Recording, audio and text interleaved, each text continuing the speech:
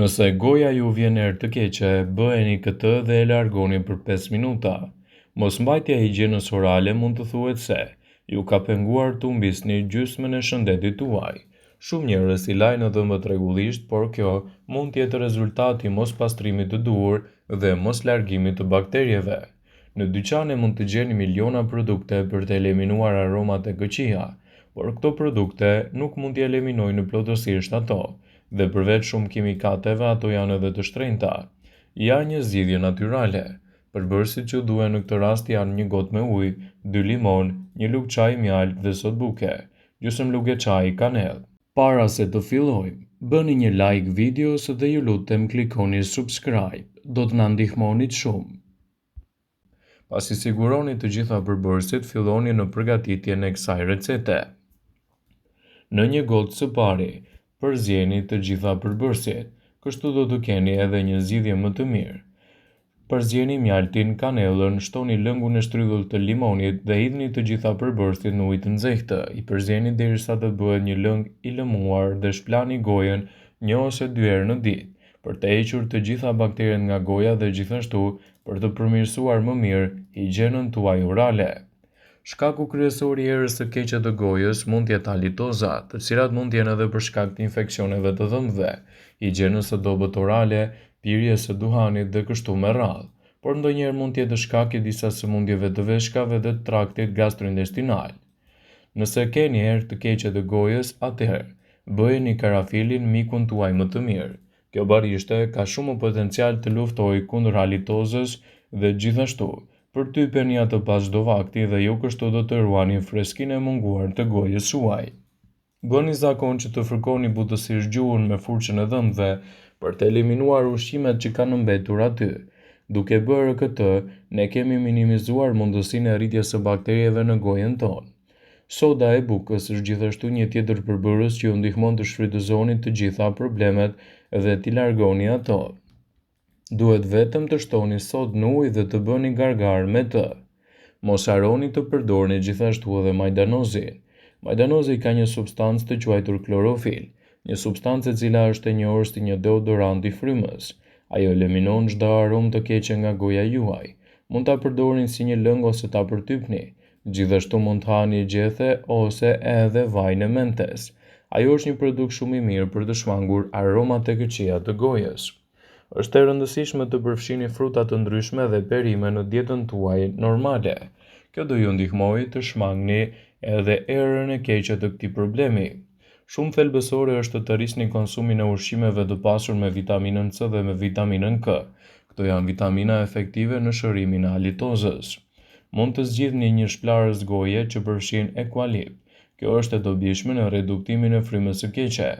Gjithashtu mund të përzjeni vajin e rigonit me ujë dhe ta konsumoni. Është e rëndësishme të shkoni te dentisti të paktën 1 herë në 6 muaj për të pastruar gurzat e dhëmbëve dhe të kryeni gjithashtu her pas here edhe vizita rutinë. Në këtë mënyrë do ta keni më të lehtë të përmirësoni higjienën tuaj dentare dhe të largoni gjithashtu çdo shqetësim të mundshëm. Të kesh një frymë të freskët është gjithashtu një nga produktet më të mira edhe në paraqitjen e jashtme. Ndiqni këto këshilla për të larguar erën e keqe. Ushqeuni në mënyrë të ekuilibruar, mos e teproni me yndyrna dhe kombinojeni ato me proteina. Ushqimet e yndyrshme dekompozohen dhe krijojnë cetonet nën produkte që grumbullohen dhe fermentohen në stomak. Era e tyre vjen nëpërmjet ezofagut dhe ndihet në gojë. Duhet patjetër të kombinoni perime të shëndetshme si brokoli, karrota, patatet dhe frutat e freskëta në mënyrë që këto yndyrna të ekuilibrohen dhe frymëmarrja të jetë akoma dhe më e freskët. Mos i neglizhoni nga dieta juaj dhe perimet jeshile. Këto perime do të ekuilibrohen me acide në gojë dhe do të shmangin erën e keqe. Konsumoni mollën dhe produktet e tjera si selinoja dhe karrotat, të cilat largojnë ushqimet e mbetura në përdhëmbë dhe largojnë kështu edhe bakteriet e tyre. Pini sa më shumë ujë gjatë ditës. Uji pastron gojën, mban larg bakteriet dhe bën trupin tuaj të funksionojë si duhet. Pijet energjike, ato me gaz dhe vajrat e ftohtë mund të përmbajnë acidet citrike, të cilët jo vetëm mund të largojnë erën e keqe në gojë, por dëmtojnë edhe smaltin e dhëmbëve. Përtypni gjethet e mentes ose majdanozin. Nëse doni të keni një frymëmarrje dhe më të freskët, vini një qese pak mente ose majdanoz, më pas futeni në ngrirje. Madje, her pas here mund të bëni edhe përtypjen e saj. Konsumoni më shumë probiotik. Ato do të sjellin në trup enzima të mira të cilat rresin ushqimet dhe shmangin gjithashtu edhe rrezikun e fermentimit të ushqimeve në stomak. Lani dhëmbët dhe gjithmonë përdorni fill dentar. Në disa raste gjithashtu mund të përdorni edhe shplarsin e gojës. Larja e dhëmbëve duhet të bëhet gjithmonë të paktën 2 herë në ditë dhe shplarja e gojës sidomos pas vakteve. Kështu do të keni rezultate më të mira ushqyese dhe mbi të gjitha do të largoni më lehtë të papastërtitë nga goja juaj.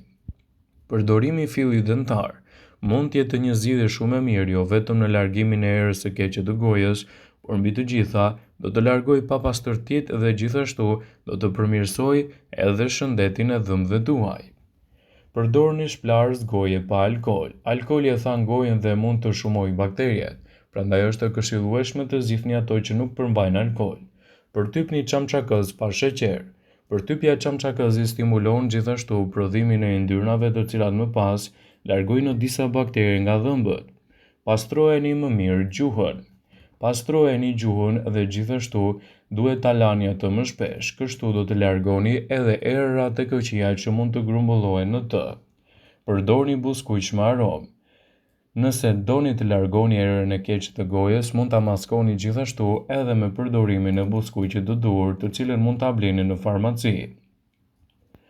Gjithashtu, nëse doni të përmirësoni shëndetin tuaj oral, konsumoni edhe këto ushqime sipas LT-saj, të cilat do t'japin rezultate fantastike në mbrojtjen e shëndetit tuaj dentar. Një nga produktet më të mira ushqyese të cilën duhet ta keni pjesë patjetër të dietës suaj është edhe kosi. Nëse vuani shpesh nga era e keqe e gojës, kosi mund t'ju ndihmojë në këtë aspekt.